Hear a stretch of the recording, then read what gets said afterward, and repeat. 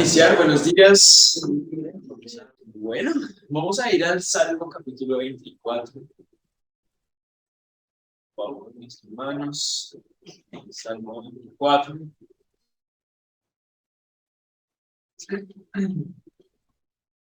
Y leemos el versículo 1 y 2, dice: De Jehová es la tierra y su plenitud, el mundo y los que en él habitan. Porque él la fundó sobre los mares y la afirmó sobre los ríos. ¿De quién es todo esto por lo que nos estamos peleando todos los días? De Jehová es la tierra y su plenitud, el mundo y qué más. Lo que en él habita, ¿cierto? ¿Por qué es de él? El que la fundó los mares y la afirmó sobre los ríos. Entonces, desgraciadamente a veces perdemos mucho tiempo peleando por cosas que ni siquiera son nuestras, que solamente le pertenecen al Señor. ¿Ustedes han ido alguna vez a algún prado así donde, ¿de quién son todas estas tierras? Entonces, no, de no sé quién, ¿cierto? De don Pedro. Entonces, uno la próxima vez que va a don Pedro ya lo trata como dueño de las tierras, ¿cierto? Y ese ganado está.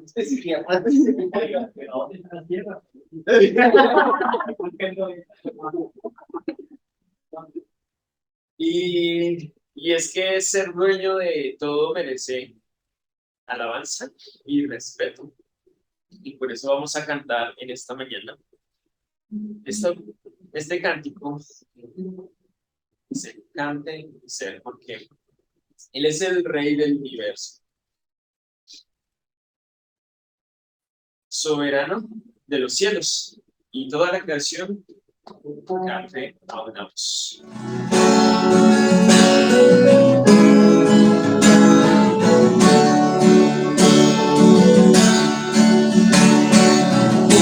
Justo, Rey del universo,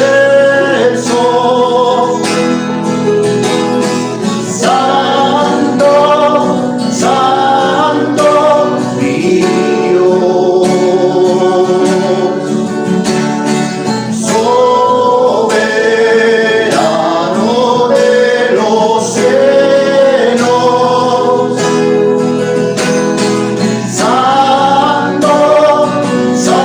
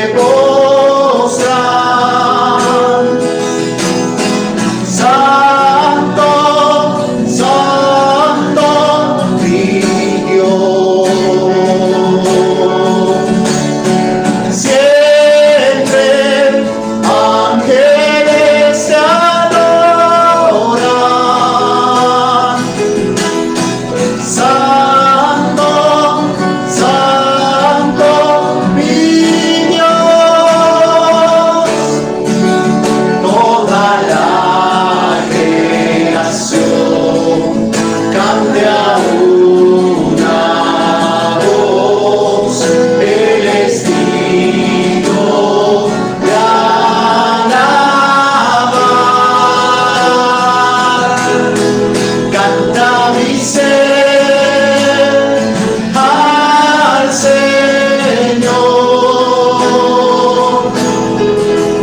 y proclama la creación. Cuán grande es Dios. Cuán grande es Dios. El cielo anunciará la gloria de nuestro Dios. El cielo anunciará la gloria de nuestro Dios. El cielo anunciará la gloria de nuestro Dios.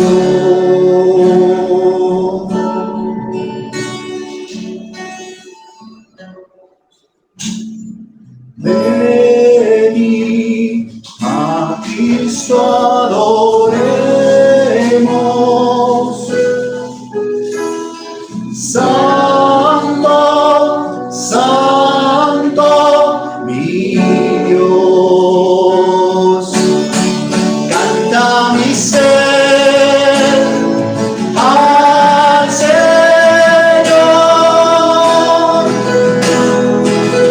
y proclama la creación.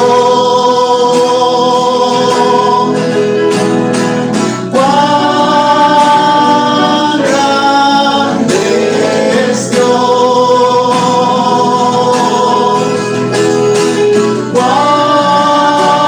grande es Dios. Cuán grande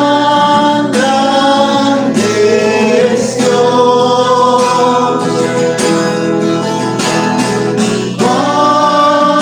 Cuán grande es Dios.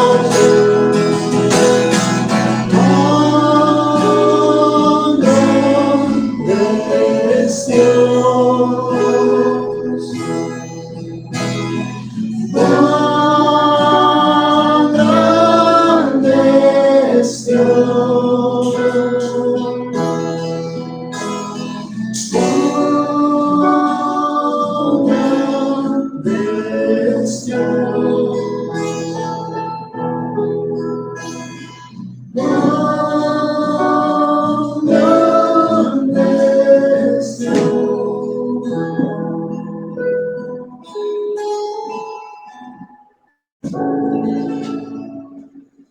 Bueno, vamos a continuar ya en el Salmo 24. ¿Quién subirá, versículo 3, quién subirá al monte de Jehová? ¿Y quién estará en su lugar santo? El limpio de manos y puro de corazón, el que no ha elevado su alma a cosas vanas, ni jurado con engaño. Él recibirá bendición de Jehová y justicia de Dios, del Dios de salvación. Tal es la generación de los que te buscan, de los que buscan tu rostro, oh Dios de Jacob. Entonces, ya vimos, de él es la tierra y su plenitud, ¿cierto? Él es el dueño absoluto de todo porque él la fundó sobre los mares y la fundó sobre los ríos. Entonces, no cualquiera puede ir al lugar donde él habita. O sea, si es dueño de todo esto, no cualquiera puede ir. Pero ¿quién puede ir? ¿Quién subirá al monte de Jehová? ¿Quién estará en su lugar santo? El limpio de manos y puro de corazón. Vimos hace algunos días que se estaba enseñando acerca de esto. ¿Quién es suficientemente limpio de manos y puro de corazón para entrar al lugar santo? ¿Será que hay alguien digno de eso?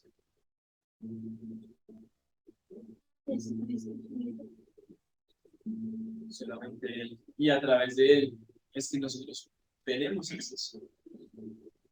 No por porque nuestras obras sean limpias, sino porque las obras de Él son limpias. Por eso eso quiere decir limpio de manos y puro de corazón. Por eso vamos a continuar exaltando en esta mañana. Vale.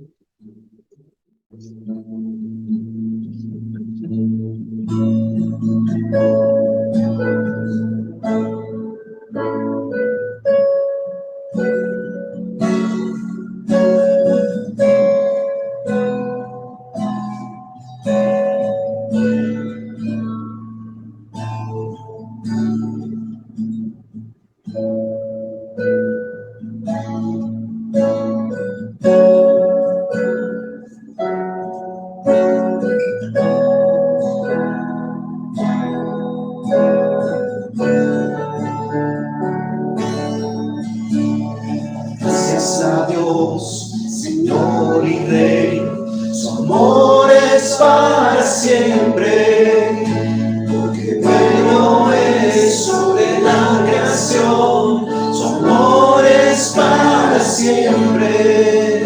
Cantar y alabar, su mano de poder, brazos extendidos, su amor es para siempre. Por la vida que nació de nuevo, su amor es para siempre. Cantar y alabar, cantar y alabar. Por siempre Dios es fiel, por siempre fuerte ser, por siempre permanecer, por siempre, por siempre.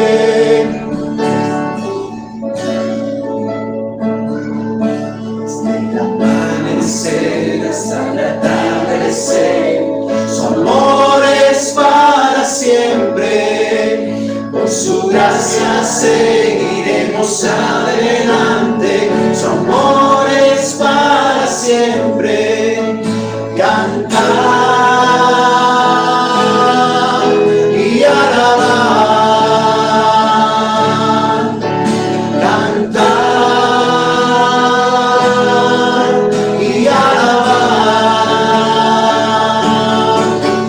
Por siempre Dios es fiel, por siempre fuerte ser, por siempre permanecer, por siempre, por siempre, por siempre Dios es fiel, por siempre fuerte ser, por siempre permanecer, por siempre, por siempre.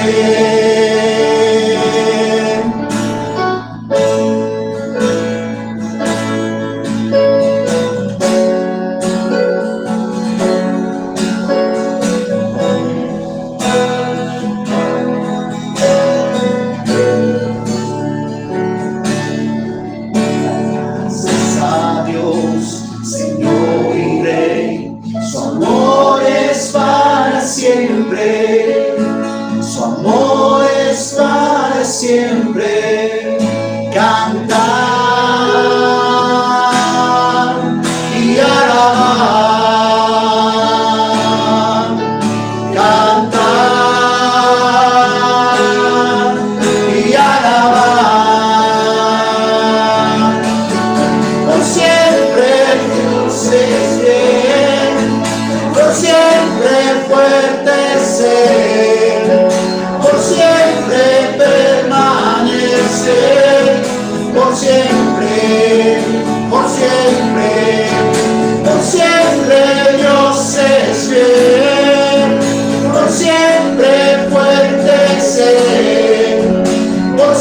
permanecer, por siempre, por siempre, por siempre Dios es fiel, por siempre fuerte ser, por siempre permanecer, por siempre, por siempre.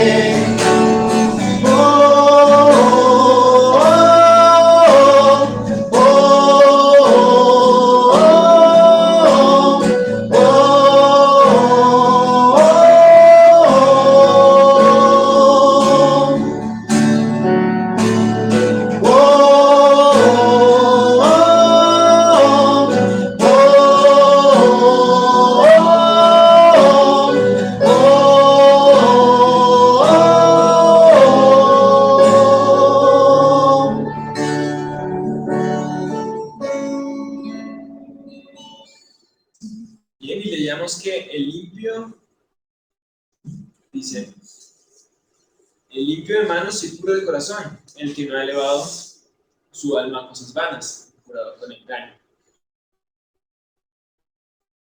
¿Quién entrará en los atrios del Señor? Ni lugar santo, solamente limpio. Eso vamos a continuar dando esta canción. Ahora precisamente.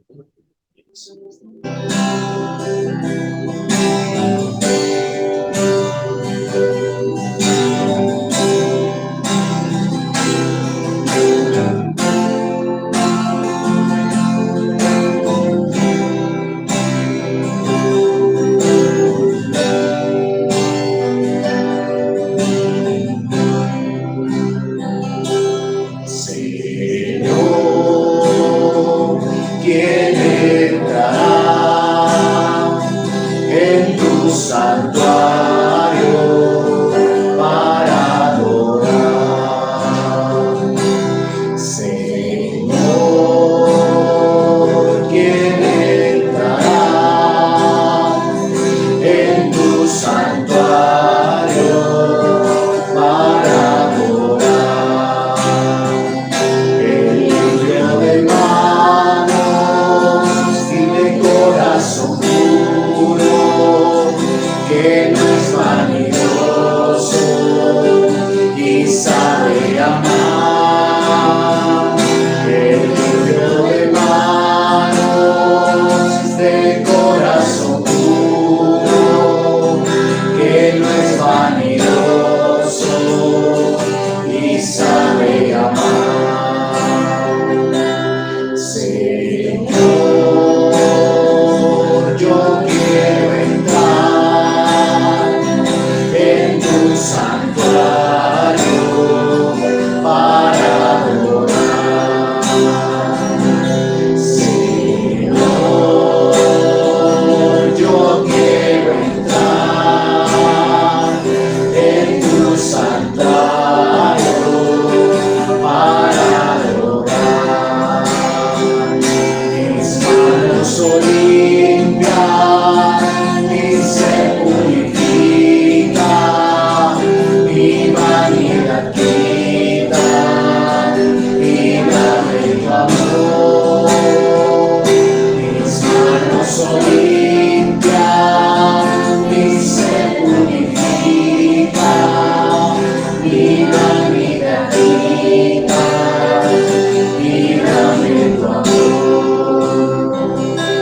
Señor, ya puedo entrar en tu santuario para adorar. Señor, ya puedo entrar en tu santuario para adorar, pues tú me has limpiado, me has perdonado, tu Espíritu Santo me llena de amor, pues tú me has limpiado, me has perdonado,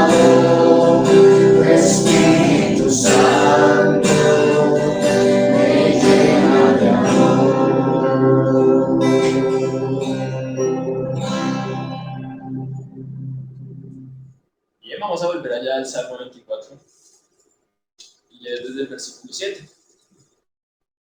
Alzad, oh puertas, vuestras cabezas, y alzaos vosotras, puertas eternas, y entrará el Rey de Gloria. ¿Quién es este Rey de Gloria? Jehová el fuerte y valiente, Jehová el poderoso en batalla. Alzad, puertas, vuestras cabezas, y alzaos vosotras, puertas eternas, y entrará el Rey de Gloria. ¿Quién es este Rey de Gloria? Jehová de los ejércitos, Él es el Rey de la Gloria. Creo que queda bastante claro que desde el principio del Salmo el salmista está recordando que todo esto le pertenece solamente a Dios y que quién es el único rey que puede recibir gloria. Él, ¿cierto? Recordemos que en este tiempo habían reyes en todas las naciones alrededor y tenían muchas tierras y muchas de las batallas eran por tierra. Y esto de acá nos está recordando que realmente solamente Él es el dueño absoluto de todo. Y por eso esto también se cumple en, en la entrada triunfal de Jesús a Jerusalén, ¿no? Como Él fue recibido como rey en Jerusalén. Y por eso vamos a finalizar este tiempo cantando precisamente este Salmo 24.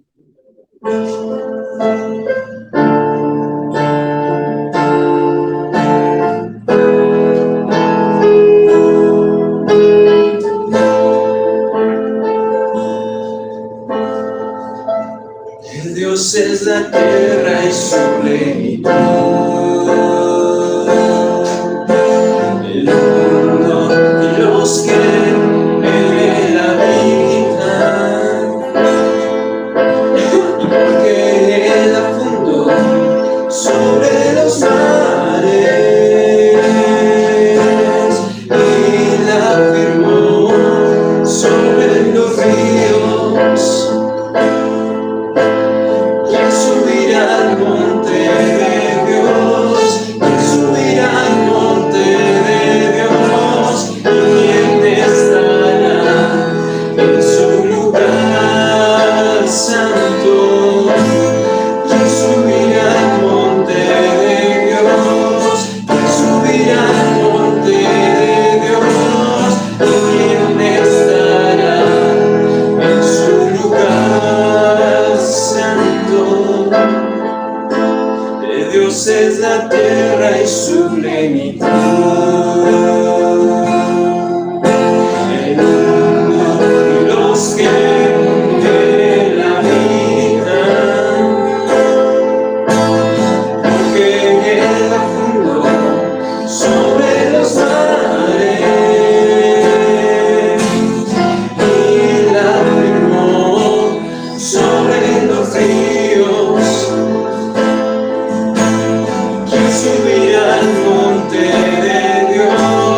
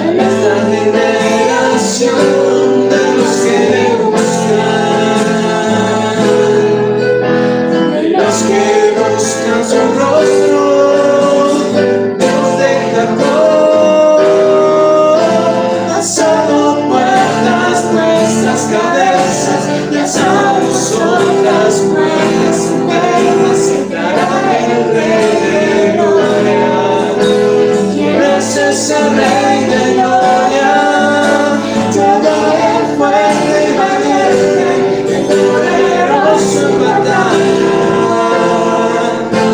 Alzado puertas, vuestras cabezas, alzado son las puertas eternas, entrará el Rey de gloria, entrará el Rey de gloria, entrará el Rey de gloria. Y Dios es el Rey de gloria, todo el fuerte y valiente, el poderoso en batalla. Alzado puertas vuestras cabezas, y alzado son las puertas eternas, y entrará el Rey de gloria, entrará el Rey de gloria. Él es el Rey de la gloria.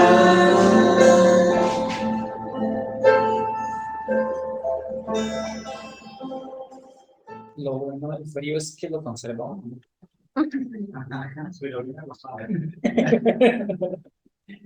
Y si no, porque las neveras.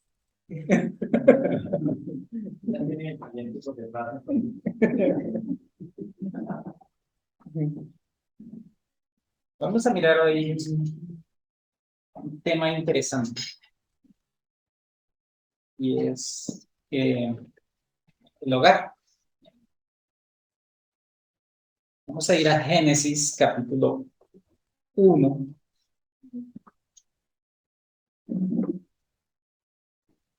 Versículo 28. Dice, los bendijo Dios y les dijo, multiplicad y multiplicaos, llenad la tierra y sojuzgadla, y señorear en los peces del mar, en las aves de los cielos y en todas las bestias que se mueven sobre la tierra.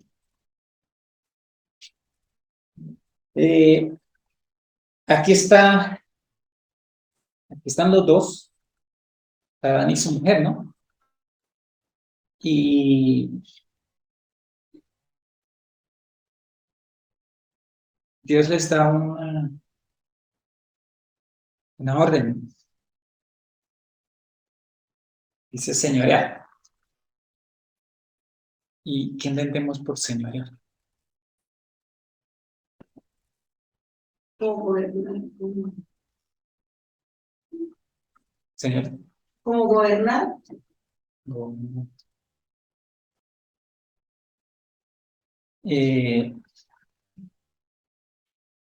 Es interesante que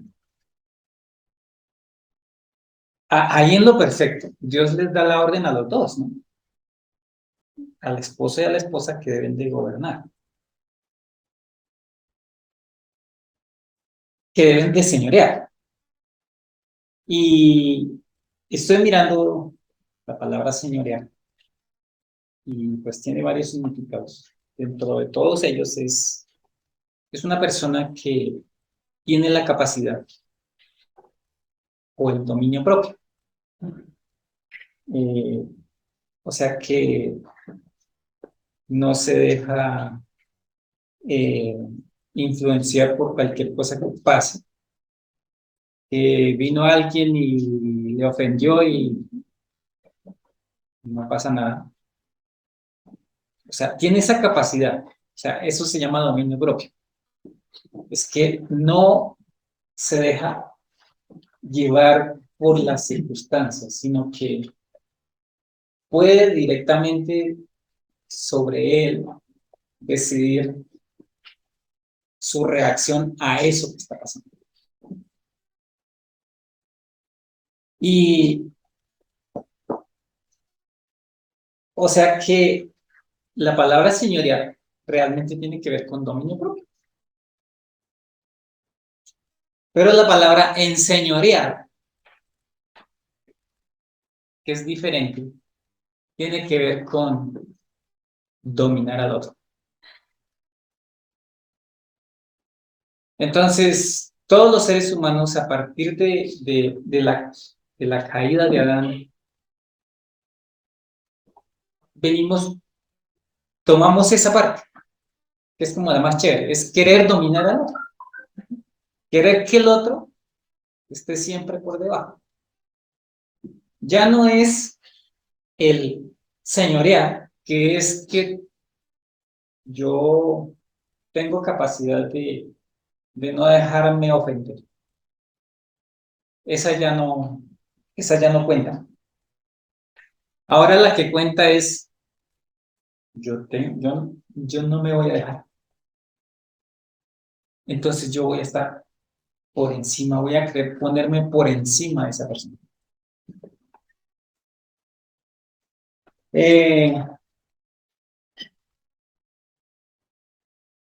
Miremos Eclesiastés 7:29.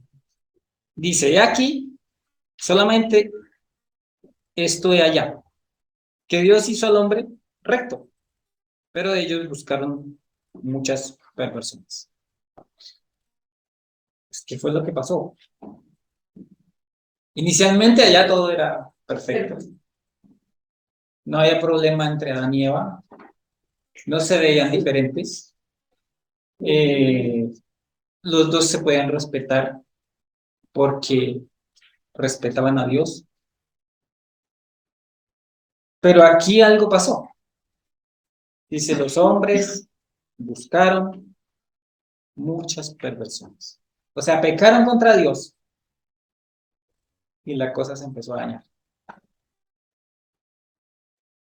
Entonces, sobre esto que ahora tenemos es que necesitamos caminar con las premisas bíblicas, o sea, con lo que Dios, con los principios bíblicos. Entonces ahora Dios, ¿dónde se quiere centrar? Porque Él ya sabe que el hombre quiere esto. No están bautizados. Está cayendo agua en la cabeza. El hombre, o sea, Dios ahora quiere trabajar en esa parte del ser humano. Él ya sabe que eso se dañó y quiere trabajar eso. Entonces, ahora Dios solamente tiene que ver con el corazón. Y el corazón para Dios es importante ahora. Por eso Él ahora se ha centrado en el corazón. Porque de ahí es donde sale todas las cosas. Miremos Proverbios 4:23. Sobre toda cosa guarda tu corazón. Y el otro pedazo. Porque de él mana la vida. Muy bien, o sea que ahora Dios está centrado en el corazón. Recuerden que por allá en Ezequiel dice que Él nos cambió el corazón de piedra por uno de carne. Entonces ahora Él sigue centrado en el corazón de los seres humanos para que podamos convivir. ¿Y dónde es donde más se necesita esa parte de la convivencia? En el hogar. Pues en el corazón. Y en el hogar. Porque si no es en el hogar, o sea, en el hogar es donde se presentan los conflictos más seguidos, más difíciles. Porque pues, digamos, uno va por la calle y lo cerraron, pues, y el man pasó y ¿con quién va a pelear? Sí, ¿con quién va a pelear? Pero en el hogar, la persona está ahí. Entonces ahí sí estamos listos para la pelea. Pero, ¿saben que hay una cosa interesante? Y es que nosotros, los seres humanos, queremos centrarnos en la conducta de las personas. Y queremos cambiar la conducta de las personas. Nosotros, los humanos, o sea, los de aquí, los que estamos aquí en la Tierra, queremos cambiar la conducta del otro. Pero resulta que nosotros también tenemos cosas que el otro también quisiera cambiar, ¿no? Entonces, ¿cuándo va a acabar esa batalla? Pues nunca. Porque necesitamos entender que ese problema no se cambia, o sea, el problema no es la conducta.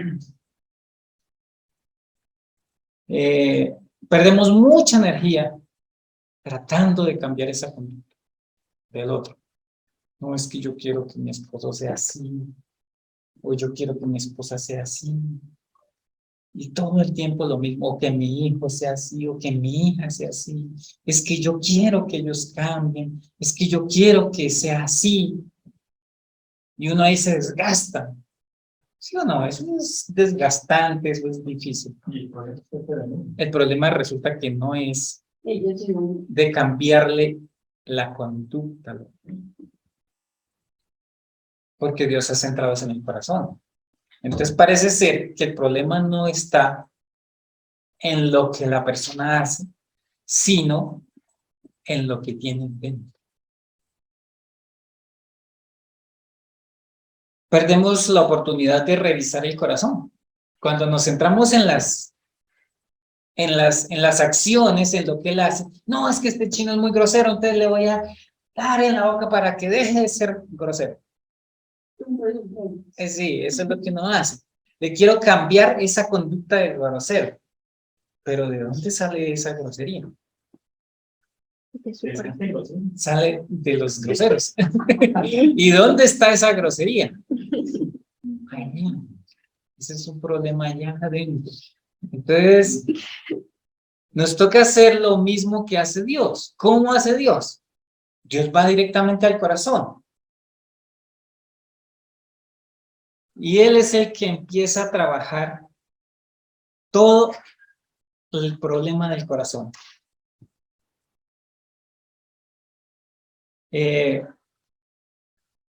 Todo Romanos 1 nos habla de que los seres humanos tenemos dioses.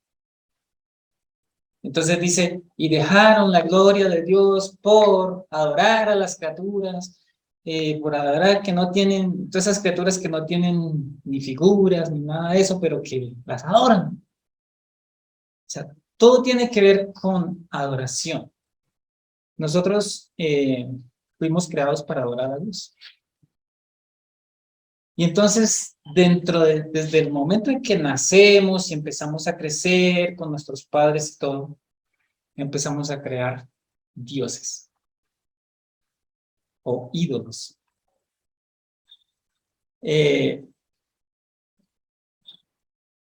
Al adorar esos ídolos, no podemos adorar a Dios, porque no se puede. Al tener esos ídolos que tenemos ahí, con los cuales nosotros nos hemos empezado a crecer, porque pues siempre vamos a tener comportamientos que al otro le molestan. Siempre, todo el mundo vamos a tener comportamientos que al otro le molestan. Y si más bien dejamos de mirar esos comportamientos y empezamos a mirar cómo trabaja Dios, realmente lo que Dios hace ¿qué es lo que Dios usa para matar los ídolos? ¿Qué hace Dios? ¿Con qué mató Dios los ídolos? Siempre es con el Evangelio. No hay otra forma. O sea que todos los seres humanos, lo único que necesitamos es el Evangelio. Y el Evangelio es una cosa que necesitamos entenderla cada día. El Evangelio es el arma poderosa, grandiosa, que Dios dejó para matar esos ídolos. Porque no hay otra forma. Entonces,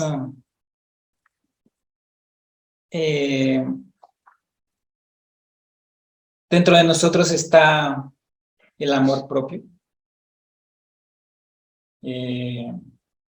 la rebeldía, la ira, la envidia y el orgullo.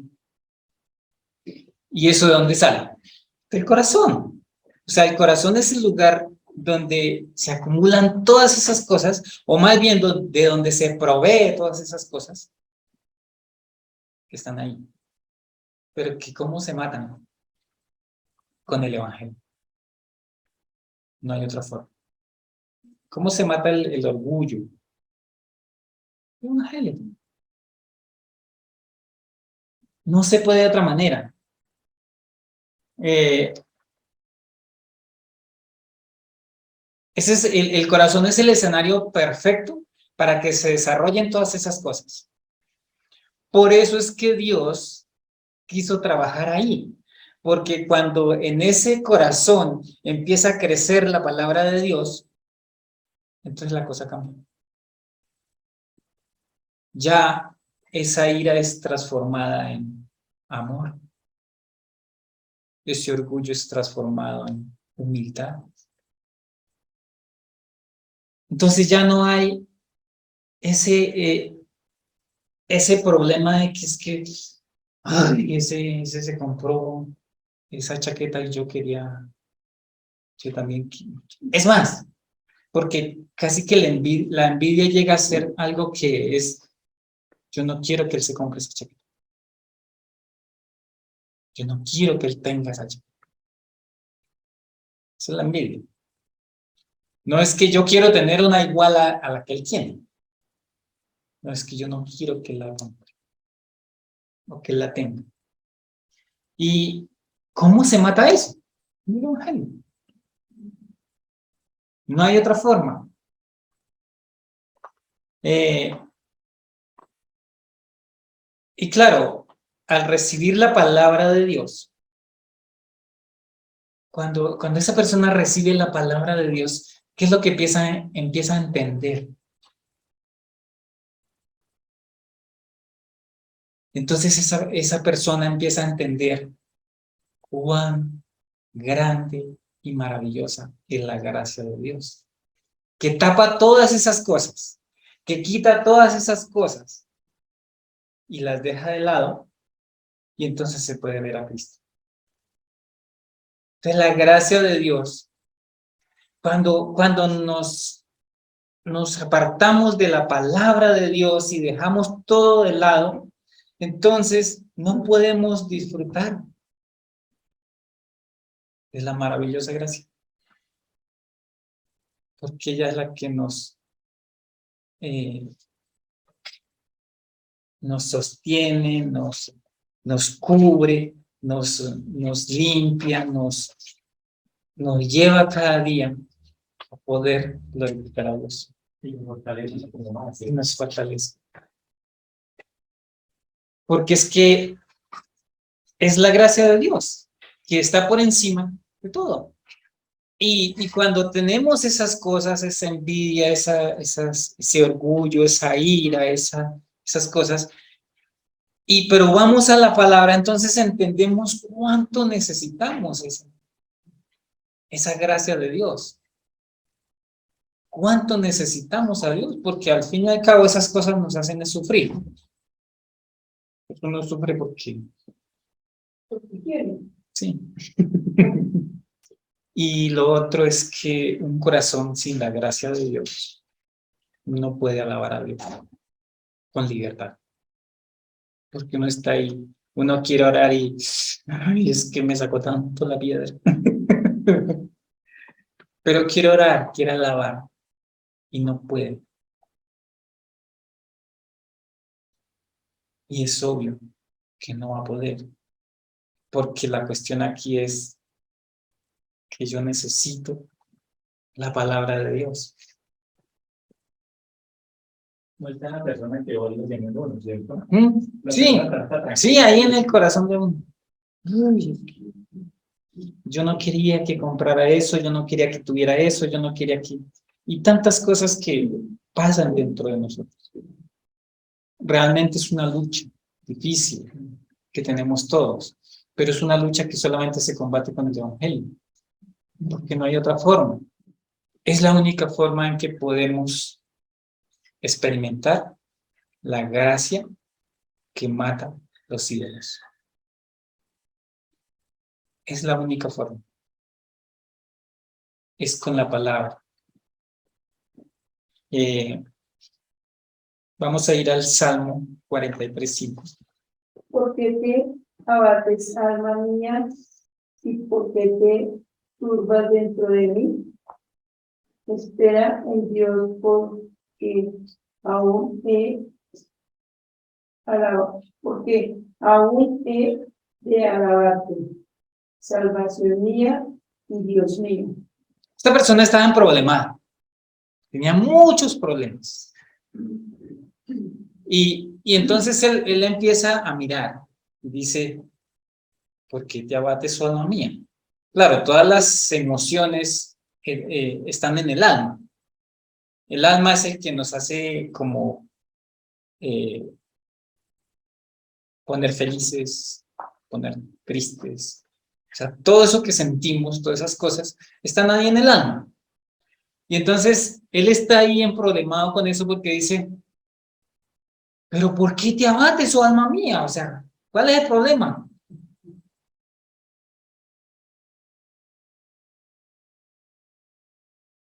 ¿Y por qué te turbas dentro de mí? O sea, estaba desesperado este hombre.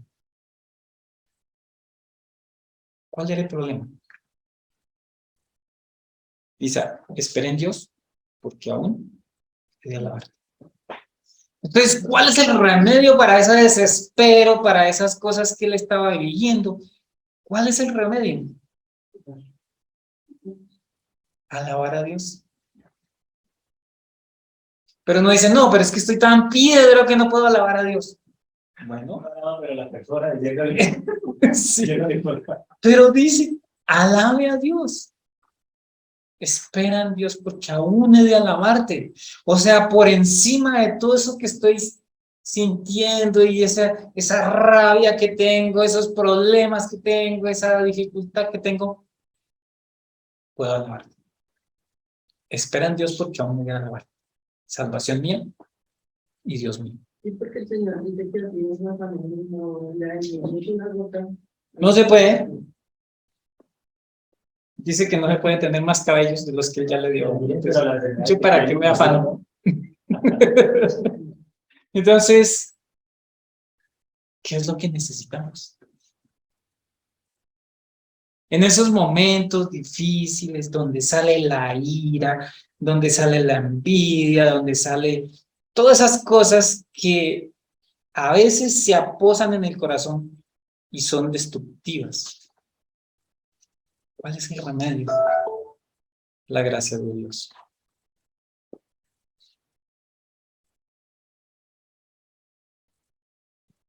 Porque la gracia de Dios me hace alabar. Porque la gracia de Dios me hace adorar. Miramos el Salmo 62:5. Alma mía, en Dios solamente reposa, porque en Él es mi esperanza. Porque de Él es mi esperanza. ¿Qué fue lo que él entendió? Para estar tranquilo solamente. Dice, alma mía, en Dios solamente reposa. No hay otra forma. Uno dice, no, me voy a dar una vuelta porque no me aguanto más. O algo, Una vuelta alrededor de Él. algo otros dicen, no, me voy a echar unas. Eso me calma. O me voy a conseguir, bueno, no sé, tantas cosas. Mucha gente dice, ¿Qué? me pongo un cigarrito. Sí, se me pasa. No, Dios no está diciendo, esa no es la solución. Esa es la solución que hay allá en el pozo del corazón, donde salen todas esas cosas malas, pues eso mismo también va a dar soluciones malas que me quieren destruir. Pero resulta que como Dios está interesado en cambiar todo eso del corazón, el problema es en el corazón, entonces quiere poner un corazón de carne, y entonces ese corazón de carne ahora empieza a alabar a Dios, empieza a depender de Dios, y empieza a vivir para Dios, y empieza a adorar a Dios. Porque es que eso es lo que nos falta. cuando nos dedicamos a adorar a Dios, de verdad, ustedes no se imaginan lo maravilloso que se vive. O sí se lo imaginan porque yo sé que ustedes lo han vivido. Que cuando se adora a Dios, se vive muy rico. Cuando se aleja uno de Dios, no la pasa nada bueno.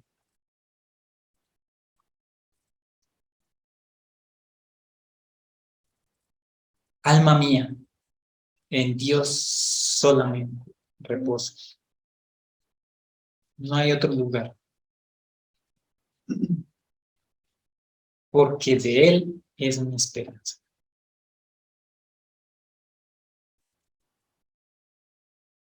Ese reposo que lo conocimos a él, pero Se debería experimentar todos los días. La cuestión es que como hay unas cosas que tienen que ir cambiando en nuestro corazón porque esas cositas el corazón guarda ciertas cosas. Yo pienso que el corazón es como un filtro, ¿no? Sí, ¿Cierto? y es tan poderoso que puede acumular cosas malas o cosas buenas como la palabra del Señor. O sea, eso es como, sí, como un recipiente donde se puede echar veneno o agua para tomar. Pero la cuestión es, ¿de qué lo voy a llenar yo? Si Dios ya hizo todo el trabajo, Él ya me salvó, Él me perdonó para que yo sea salvo y pueda perdonar a todo el mundo, para que yo pueda experimentar la gracia de Dios. Para eso lo hizo Él. Y entonces, para terminar, regresamos al versículo 1 del Salmo 62. En Dios solamente está callada mi alma, de Él viene mi salvación. Qué cosa tan buena. En Dios solamente está acallada. O sea, podemos estar en paz, podemos estar tranquilos, porque en Dios solamente hay esperanza. Dime, pues, lo fácil que es. Es que es muy fácil. Claro, yo sé que no es fácil vivir esto, porque a mí me cuesta montones, pero es que es la verdad. Y cuando lo hacemos, realmente lo experimentamos la gracia de Dios tan grandiosa.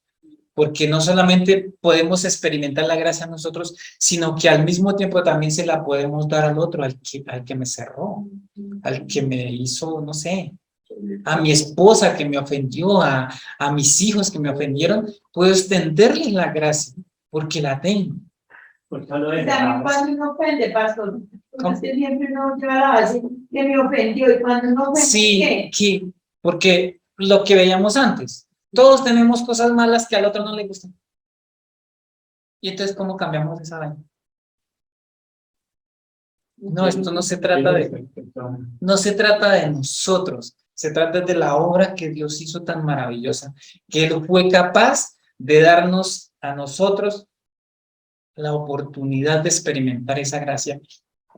Y no solamente experimentarla, sino compartirla con el otro, con el que me ofendió.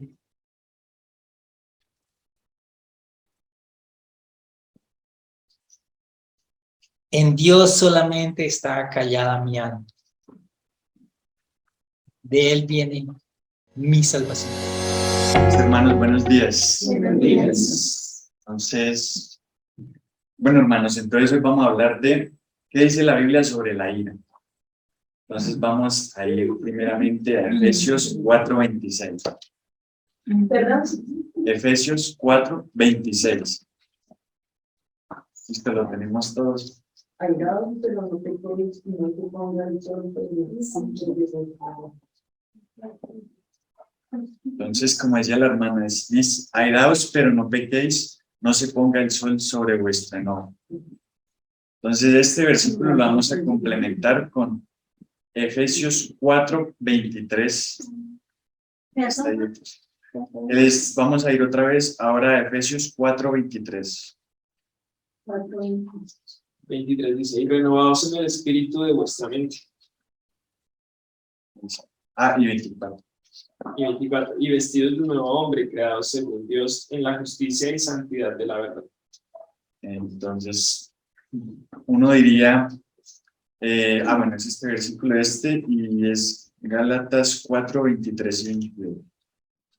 Ser bondadosos los unos con los otros, compasivos, perdonándoos los unos a los otros, como también Dios os perdonó en el Mesías. Es Efesios 4, 32.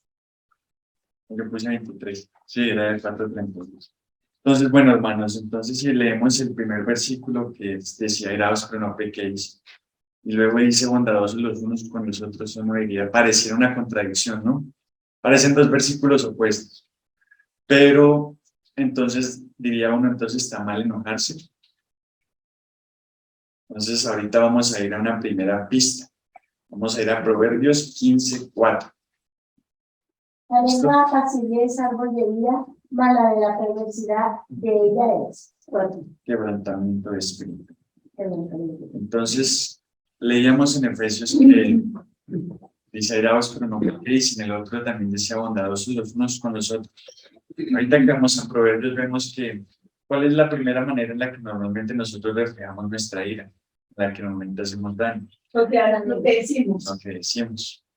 Realmente es como la primera etapa en nuestro proceso de ira, en el que reflejamos nuestra ira hablando cosas que no están bien o que tratamos de herir al otro.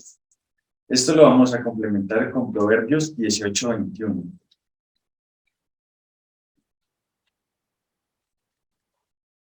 Dice, la muerte y la vida están en poder de la lengua, y el que la ama comerá de sus frutos. O sea, que vemos que de nuestra lengua dependen demasiadas cosas.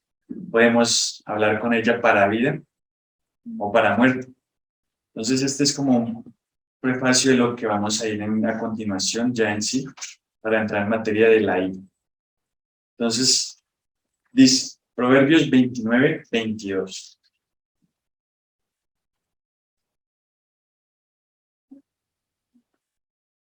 El hombre iracundo levanta contiendas, y el furioso muchas veces peca.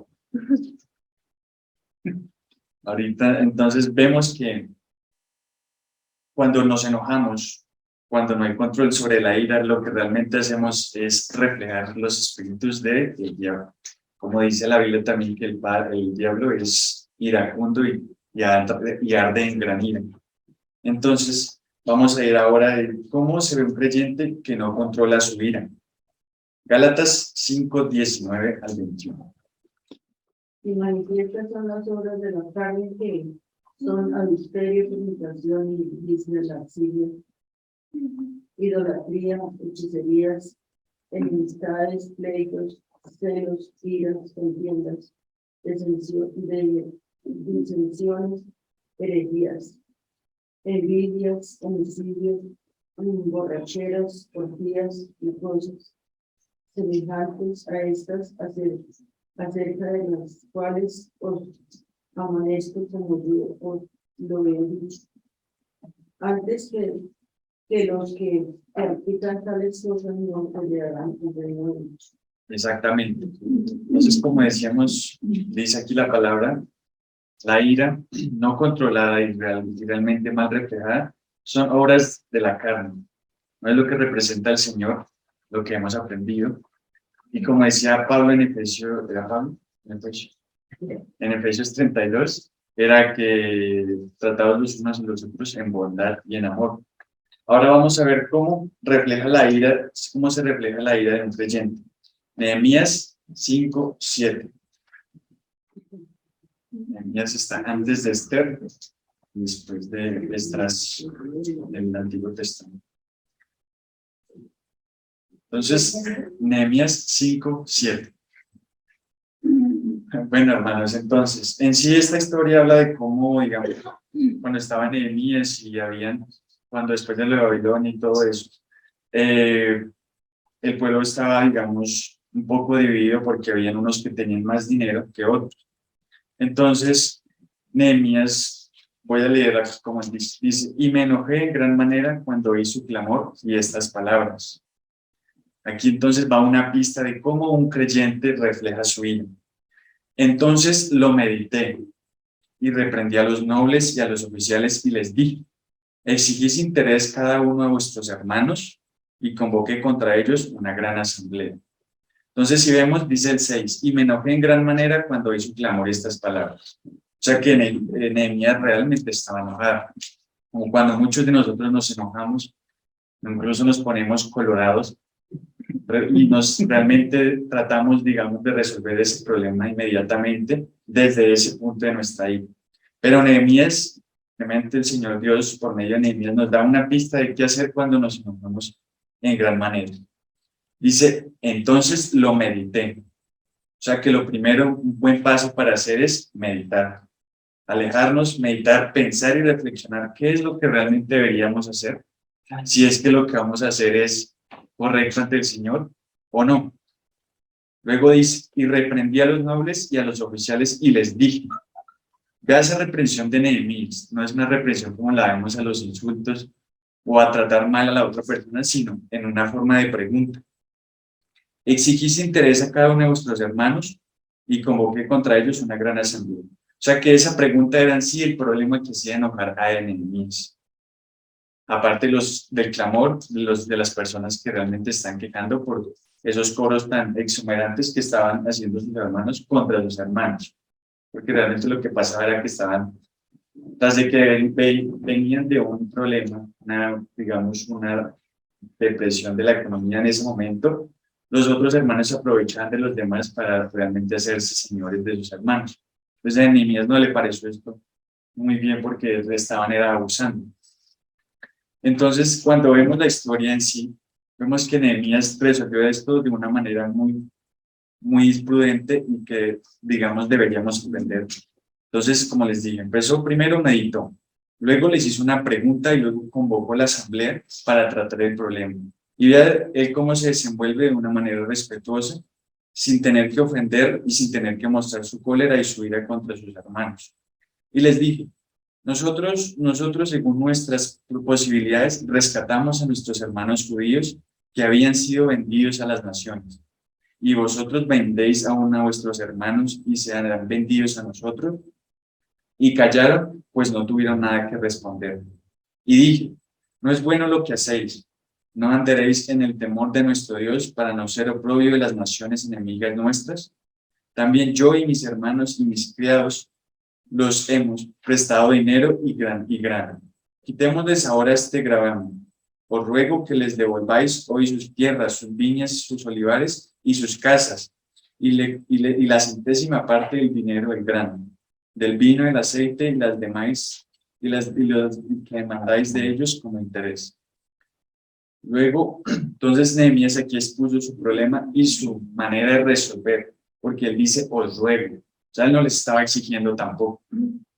Lo dijo de una manera respetuosa diciendo, os ruego. Ya pues como vemos en el transcurso de la historia, ellos accedieron y dicen, lo volveremos y nada les demandaremos, haremos así como tú dices. Entonces convoqué a los sacerdotes y les hice jurar que harían conforme a esto. O sea que lo más importante aquí es, primero, después de enojarnos, meditar. Una manera de meditar que nos enseña la palabra, por ejemplo, cuando en Proverbios, no sé si ven la palabra que al final dice, Selah. Eso significa en sí en el hebreo regurgitar. Regurgitar es lo que hacen las ovejitas cuando comen el pasto, y las vacas también, que comen y luego devuelven otra vez a su boca para seguir masticar. Ese Selah en sí significaba eso, significa eso. Cuando leemos, digamos, el proverbio dice Selah, lo que el Señor quiere decirnos es que todo lo que leímos lo meditemos y otra vez lo mastiquemos. Entonces, ahorita seguimos. Ahora decimos, siempre el Señor Dios ira. Vamos a Jueces 2, 13 y 14. Ahí atrásito, José, Jueces. Jueces 2, del 13 al 14.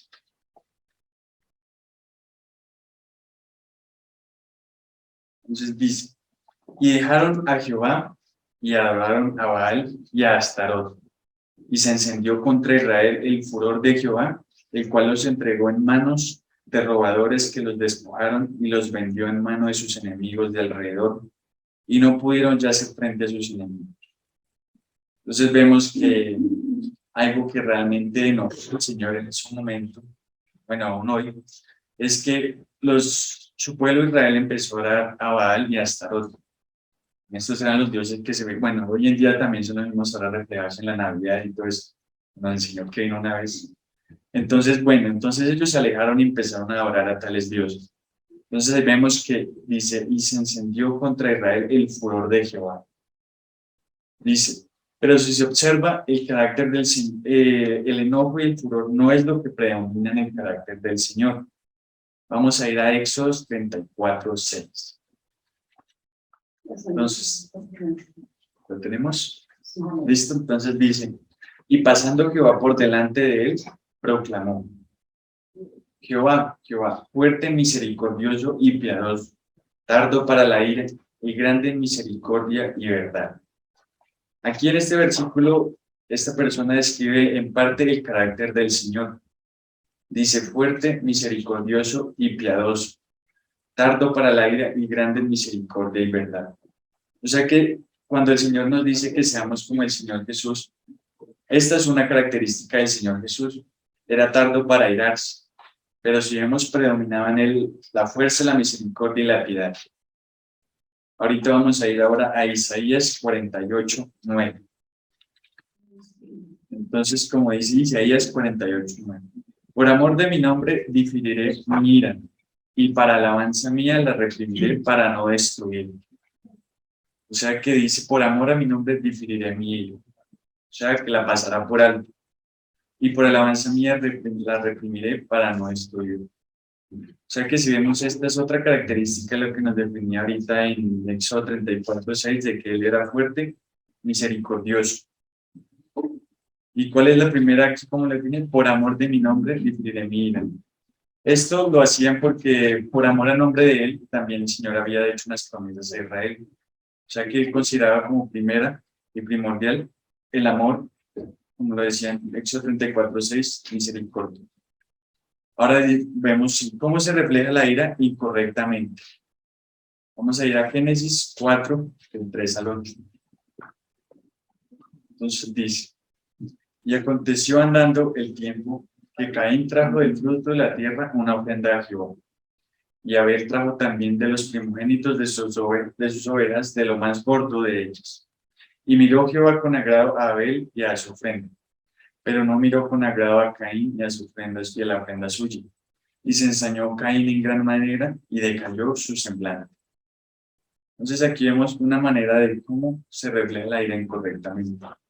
Si vemos, dice que Caín se ensañó en gran manera, injustificadamente también, porque él no controlaba su ira y porque él quería hacer las cosas de su manera, porque si vemos, el Señor Jesús pedía un sacrificio que fuera de sangre.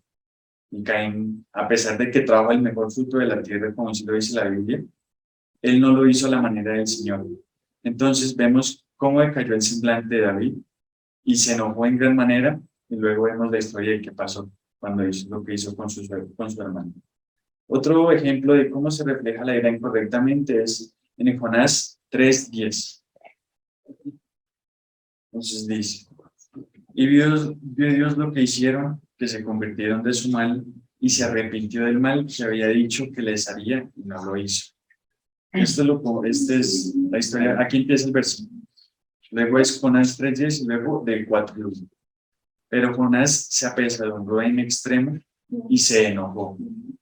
Vemos aquí otro ejemplo de cómo la ira se refleja incorrectamente en un creyente, en el caso de Jonás. Vemos que el Señor tuvo misericordia de Nínive, pero Jonás en realidad quería que los destruyera. Si vemos la ira de Jonás en sí cuando venía de antes, era porque el pueblo de Nínive había sido muy malo contra el pueblo de Israel, porque pues vemos que el daño que le hicieron, que los destruían, los mataban, les robaban. Y luego al Jonás ver que el Señor tuvo misericordia de Nínive, pues se enojó, a pesar de lo que ellos le habían hecho. Entonces, este es un caso de por qué la ira del hombre no obra la justicia de Dios. Esto quiero complementarlo con Santiago 1:20.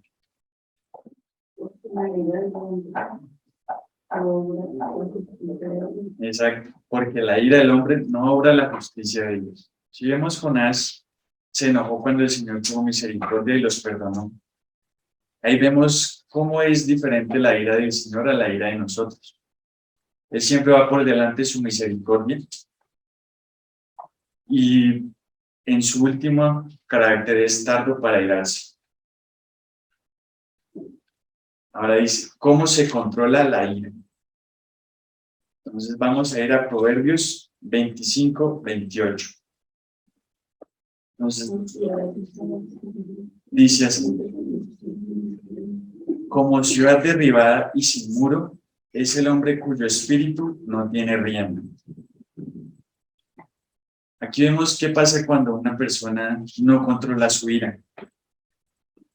¿Cómo es una ciudad sin muro? Cualquiera entra, ¿sí o no? Cualquiera tiene control de ello. O sea que aquí lo que podemos discernir de este versículo es que cuando una persona no controla su ira, el control lo tienen los demás sobre esa persona. Incluso las situaciones tienen el control sobre esa persona. Porque como dice aquí el versículo, como ciudad derribada y sin muro, es el hombre cuyo espíritu no tiene rienda. Ahora vamos a ver Proverbios 29, 11.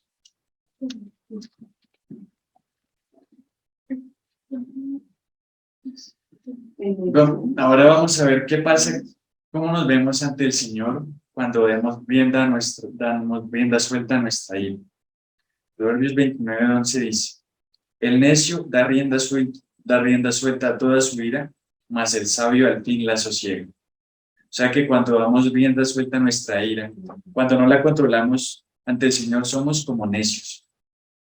Y se acuerda cuando vivimos en el principio de este momento, cuando vimos que el Señor era tarde para irarse. Ahora vemos ahí en ese mismo versículo que dice, mas el sabio al fin la sosiega. Ahora vamos a ver qué pasa cuando se controla la ira y cómo la vemos, cómo el Señor ve eso. Cuando un creyente puede controlar su ira. Incluso hay gente que no cree en el Señor, pero si vemos, son muy buenos controlando su ira. Y ante el Señor, luce como esta persona. Proverbios 14, 29. Dice, el que tarda en airarse es grande de entendimiento, mas el que es impaciente de espíritu enaltece la necedad. O sea que ante el Señor, incluso alguien que no se ha creído, pero más nosotros que sí conocemos del Señor y sabemos cómo son sus características, porque el Señor quiere que seamos como el Señor Jesús, dice, el que tarda en airarse es grande de entendimiento. O sea que un propósito para nuestra vida, si queremos ser más como el Señor Jesús, un paso para empezar sería aprendiendo a controlar nuestra ira. De las cosas más difíciles que he visto, incluso que ya viendo las noticias, veía como un señor se subió a un bus escolar a pegarle al conductor, habiendo niños, solo porque el conductor lo cerró. Vemos que es una situación muy simple, pero cuando se rienda suelta la ira, nos comportamos de una manera que ante los demás, y posiblemente después podríamos arrepentirnos. Vamos a complementar con Proverbios 16, 38.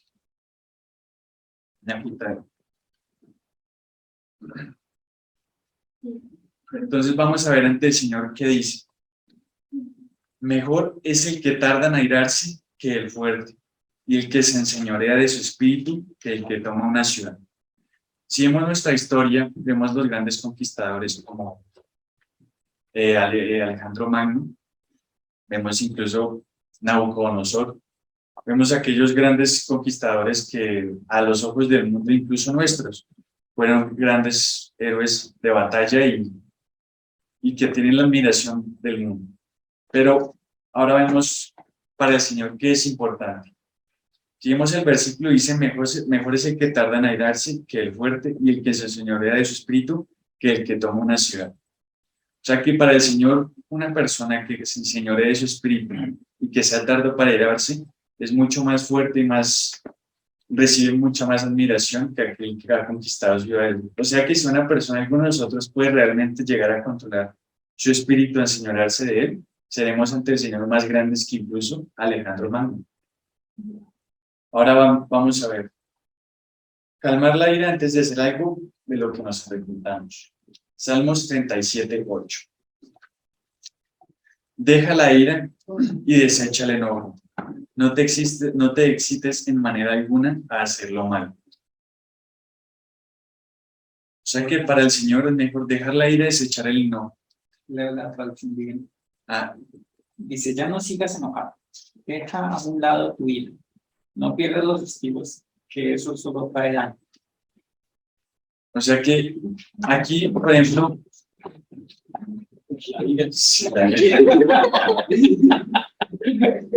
por ejemplo, si vemos para el Señor, aquí no dice que una persona, igual siempre vamos a recibir ofensas, sea en Transmilenio, en cualquier lado.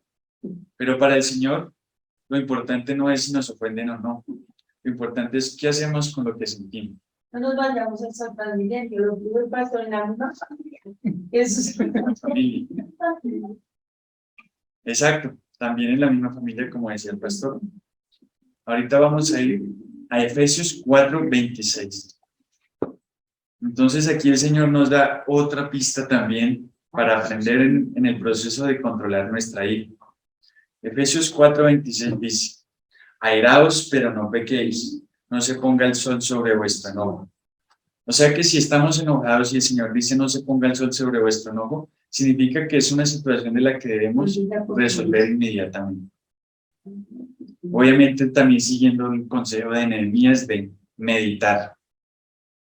Entonces, como dice el Señor, airaos pero no pequéis, no se ponga el sol sobre vuestro enojo. O sea que si estamos enojados con alguien y va a llegar la hora de dormir, es mejor resolver cuanto antes esa situación.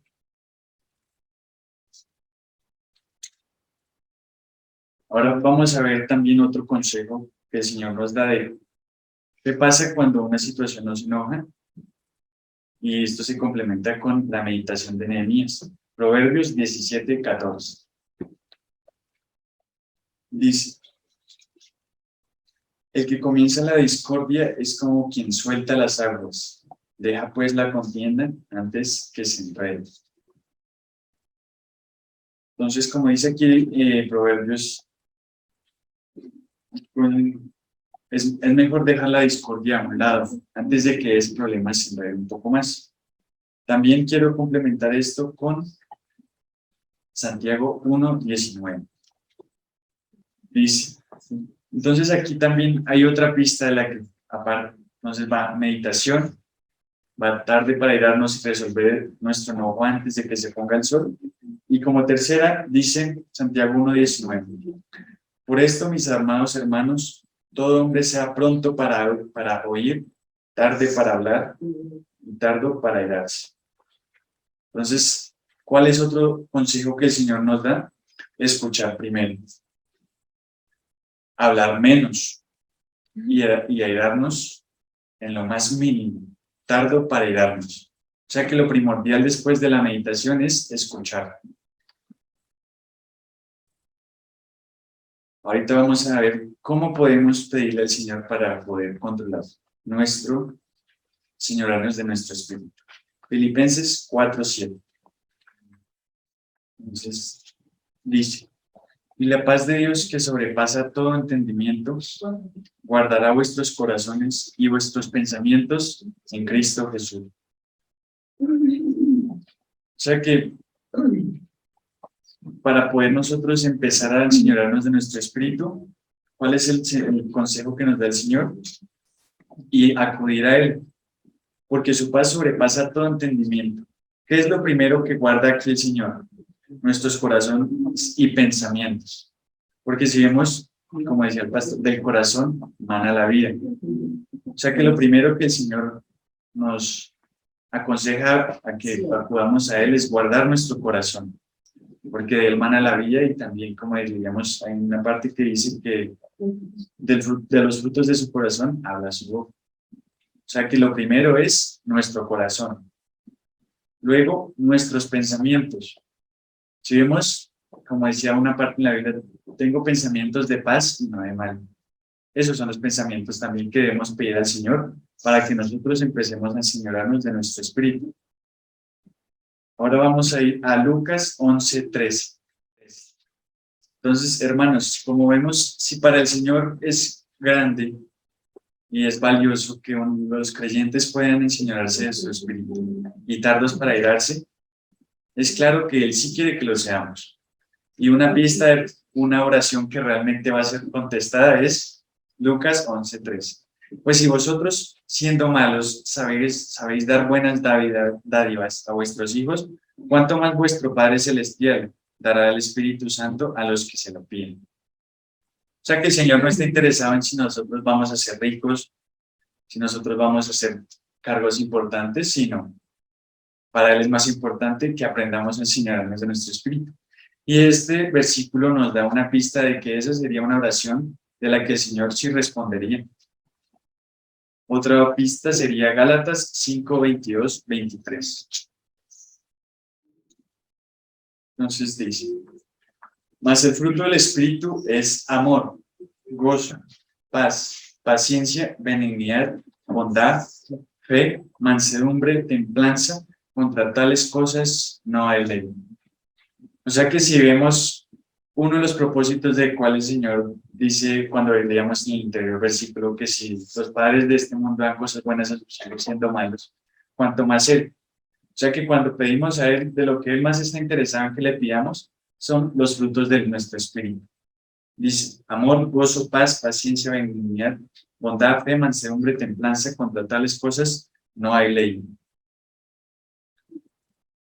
Entonces, pasamos a ¿cuál sería otro tip para nosotros dejar la ira y enseñarnos de nuestro espíritu? Sobre quienes nos rodeamos también. Proverbios 13:20. Dice, Proverbios 13:20 dice: el que anda con sabios, sabio será, mas el que se junta con necios será quebrantado. O sea que si queremos una pista también de cómo empezar a dejar nuestra ira a un lado, es juntarnos con sabios. Ahora vamos a 1 Corintios 15:33. Entonces, como leíamos también en Salmos y Proverbios, decía que la lengua demanda también la vida y también la muerte. Aquí vemos qué pasa en Corintios 15:33, cuando nuestra lengua se ve perjudicada. Dice: no erréis, las malas conversaciones corrompen las buenas costumbres. O sea que las palabras que salen de nuestra boca, que hablamos con las demás personas de nuestro trabajo, de nuestra familia, también son un síntoma de corromper o aliviar nuestras costumbres. En este caso, si corrompemos nuestras costumbres, también es de lo que hablamos con las demás personas, sean diferentes temas que no son agradables ante el Señor, o incluso palabras o groserías.